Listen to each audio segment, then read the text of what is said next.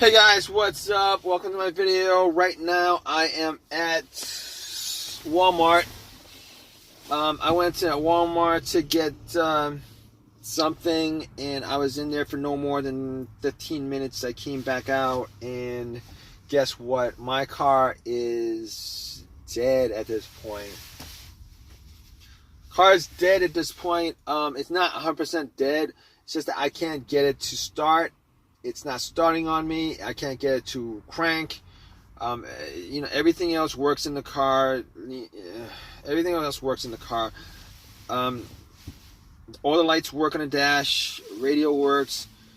Heat doesn't work, but the blower motor works. Everything works. Even the alarm works, but I can't get the car to crank. It's just nothing. I hear a click. It doesn't crank. I hear a click, but it doesn't crank. So I was thinking maybe it was the battery that was the issue. So what I did was I actually turned on the headlights, went out, checked it out. It's nighttime. It's bright. Those headlights are bright. So I was thinking, maybe it's the headlights? I don't know. Maybe it's the battery or whatever, not the headlights, but the battery. So I was like, maybe it's the battery that's the problem. I was thinking to myself, I don't know. So I actually, popped the hood, checked out the battery, looked at the terminals. The terminals look pretty dirty. So I actually took out a wrench set, took the terminals off the battery, took a wire brush, cleaned it off, popped it in. I cleaned up the terminals pretty good. Terminals and the cables. Cleaned them up pretty good, popped it in, and went back into my car, tried to start it. It didn't start. And that was like the 15th time I tried starting it. So I'm like, okay, it's probably not the terminals that's causing it. I went and checked the ground wire. The ground wire looks good. Probably not that issue. But I did go back to Walgreens. Got a can of Coke and pretty much poured Coke on the terminals and the ground. Try to start up, nothing.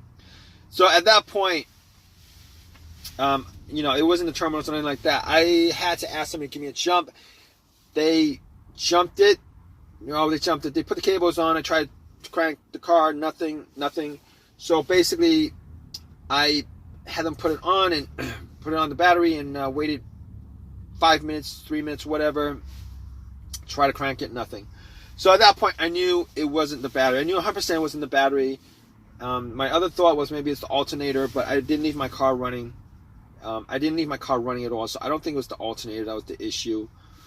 Normally, when the alternator is the issue, normally the car would die out on you with the engine running. Either it's on the road or it's idling or something like that, it will just go dead on you. But here's the test for it. I know it's 100% not the alternator because, first of all, I actually swapped out the alternator like 6 months ago. And I know it's not the alternator because I actually did, once another power source, like cables from another car is put on the battery, if it was the alternator, the car would turn on. Once you take the cables off, the car would die out. At that point, you know that it's the alternator that's the issue. Did not happen here because I didn't hear a crank. The car didn't crank up, didn't turn on. None of that happened. So at that point, I knew for 100% fact that it was not the alternator or the battery or any of the terminals. I could all that stuff I could eliminate. So at this point, I was thinking to myself, what else could it be? Maybe it's the relays or the fuses. So I went, popped the cover to the fuse box, and I was looking at the fuses.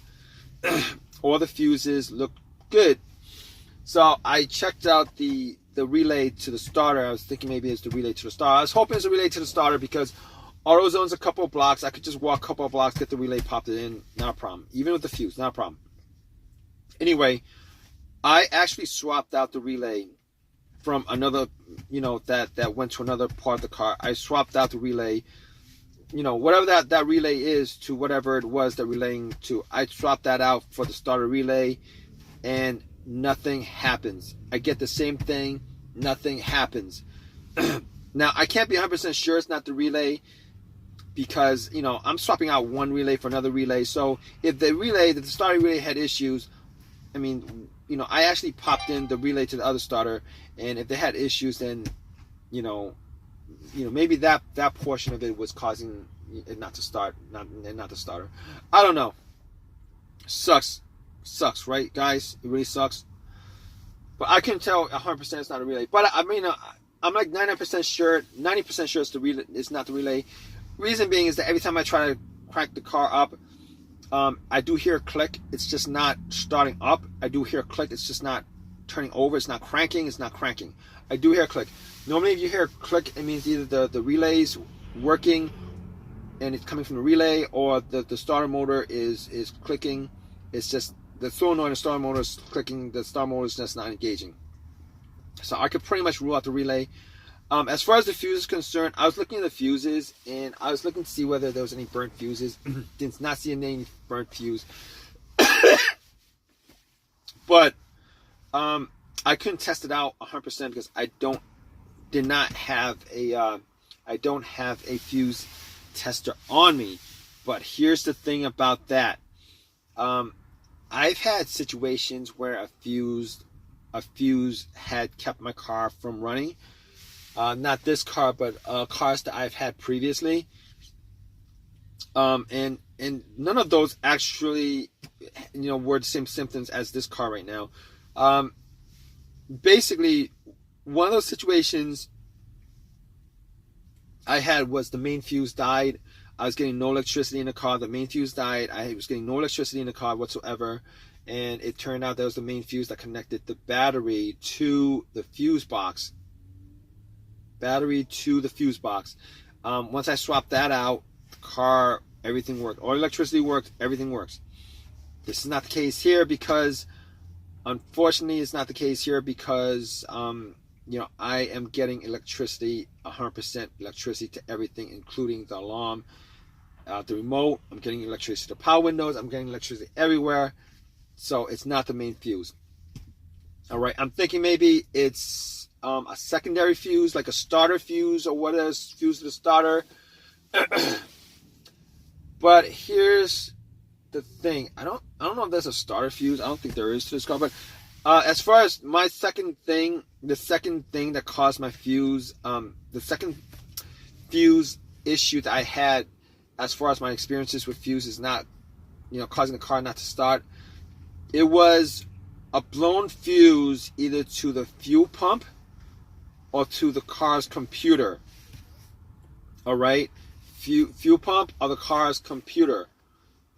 All right, and in that case, it would crank up.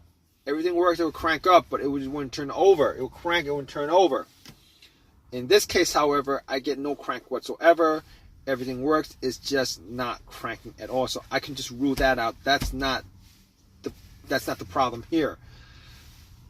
And at this point, the only thing I could think of is the starter. Now, I did not think it was the starter because I did swap out the starter about 8 months ago. I swapped it out 8 months ago. I did buy a refurbished starter from AutoZone for $150 instead of brand new one. I probably put in maybe like 10,000 miles, 10,000 miles on this car, 10,000 miles on the starter since. And I'm just hoping that that's not the case, because it would absolutely, I would be annoyed that was the case, because I bought a starter that lasted me like for 8 months. But I've been told, I've heard that when they, I didn't want to buy a brand new starter. It's like twice. It's like $300 instead of like $150. Well, with tax, it'll be like $330, $340. I wasn't gonna do that.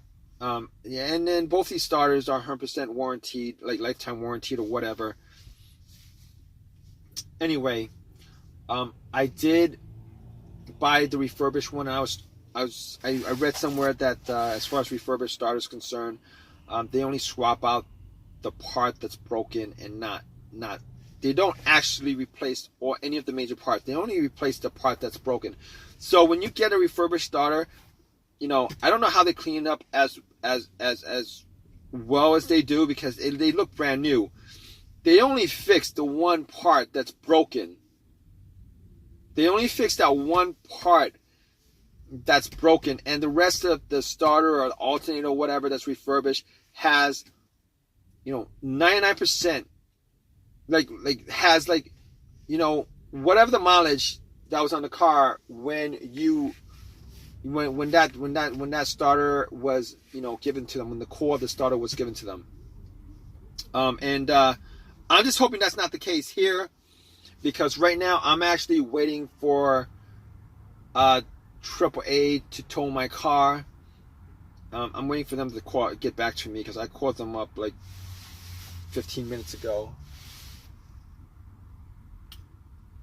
And man, this is gonna be a waste of time for me. It really does suck, because I gotta do some other errands and stuff like that. I gotta do a whole bunch of other stuff, and this is just putting a wrench in. All right, I'm gonna keep you guys updated, guys. All right, if you guys are in the same situation with me, I really do hope this video has helped you guys out. But I'm gonna keep you guys updated on this. All right, guys. So, man. All right, I did wait like 2 hours for a tow truck to tow my car, towed it to my house, and I actually did check out all the fuses with a fuse tester. All the fuses were fine. Wasn't quite sure about the relay, so I actually went to AutoZone, got a relay for it, popped it in, and nothing happened. So it definitely was not the relay that was causing it. It definitely wasn't the fuses.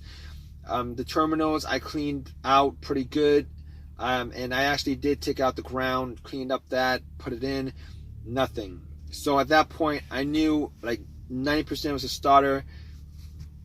I went and pretty much took out all the stuff, got to the starter. What I did was I put a line from the positive of my battery to the solenoid of the starter, the terminal on the solenoid of the starter, and tried to turn on.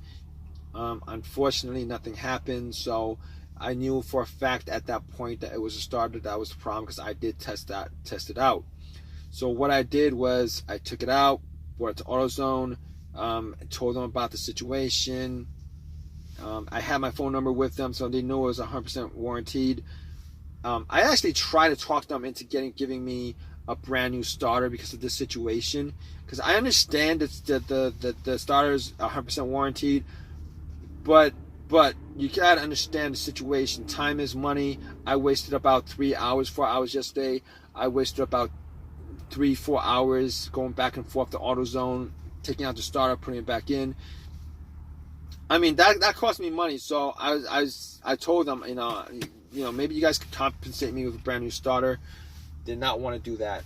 So, instead of, paying $300 for a brand new starter and not getting anything out of it, instead I actually got another refurbished starter, popped it in, turned the car on, it started up right away, turn off, turn on, start up right away, not a problem. So it was 100% the starter that was the problem.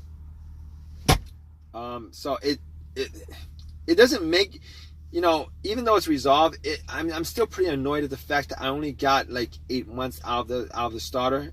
I was pretty annoyed at that. I was still pretty annoyed at that whole entire situation. But it is what it is. Nothing I could have done about it. At least I wasn't stuck on the road or whatever.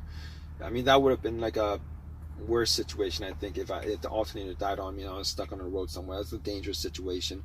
But that's a story for another day if that actually comes up with this car. I want to thank you guys for listening. If this has helped you guys out in any way, please give me a thumbs up. Please subscribe. Please give me a thumbs up. If you guys have any comments, please leave me a comment in the comment section. I hope this has helped you guys out in some way. I mean, I went through all the procedures, pretty much all the procedures that you could do yourself as far as trying to figure out, a no start issue. So hopefully that has helped you guys out. But regardless, regardless, guys, you guys have any comments, please leave your comments, guys. All right, guys, take care.